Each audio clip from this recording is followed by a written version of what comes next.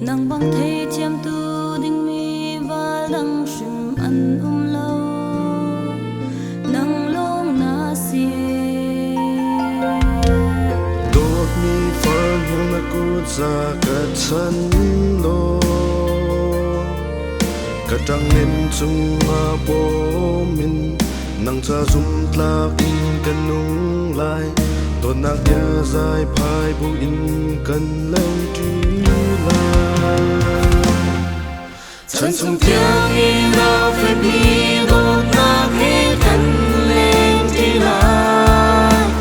cha ta cha ti lên cha ta cha ti in kan mang ti lai chung có thiên xin khá cha min kri pha chung khang kan điêu ti lai kan biết cơm đã rung ra liền rung ra tiếng buồn xế khát lên khát rung mong ta in cần mang lại cần cả ra trên khâu tu chiều dây mừng hoa xế chỉ nào lòng in cần trên khâu tu chỉ sẽ lo nun chung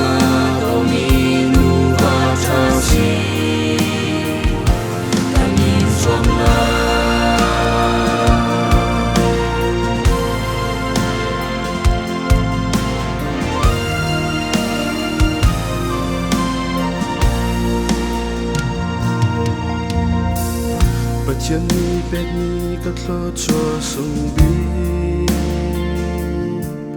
karu in lak mi ru kasa in lak mi sa chu nang ma ni na si e khat kan si chang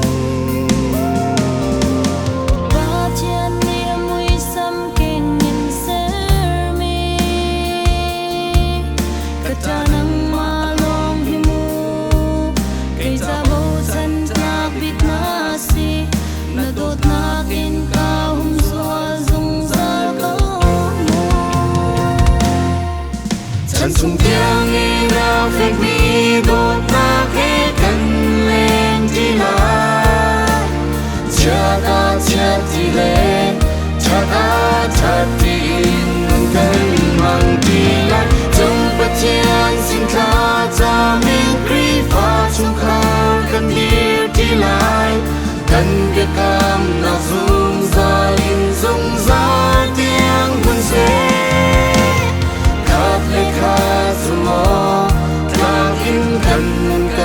mang lại cần cả ra trên khâu tu chiều dây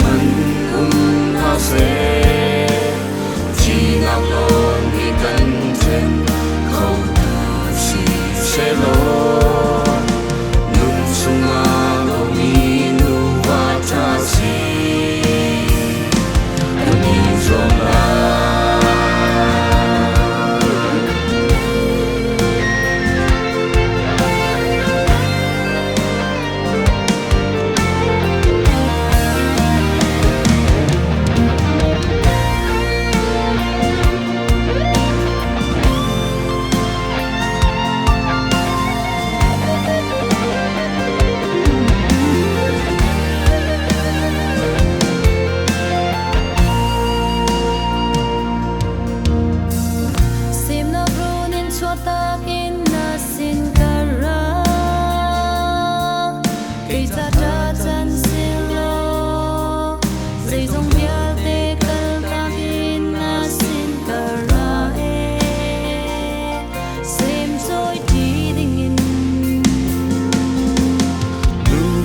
tâm bi an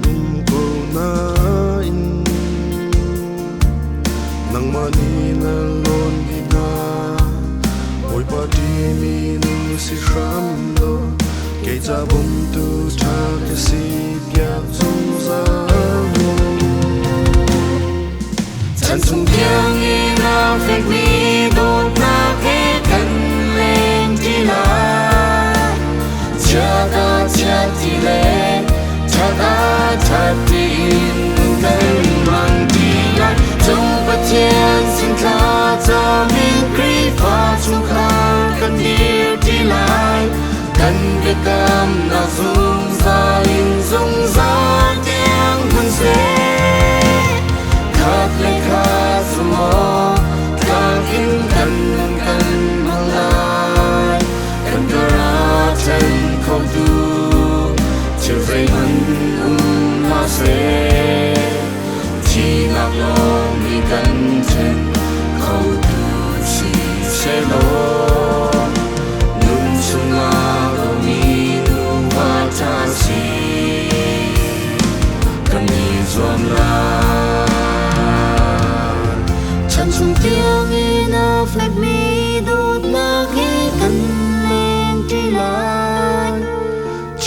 ta chưa đi lệ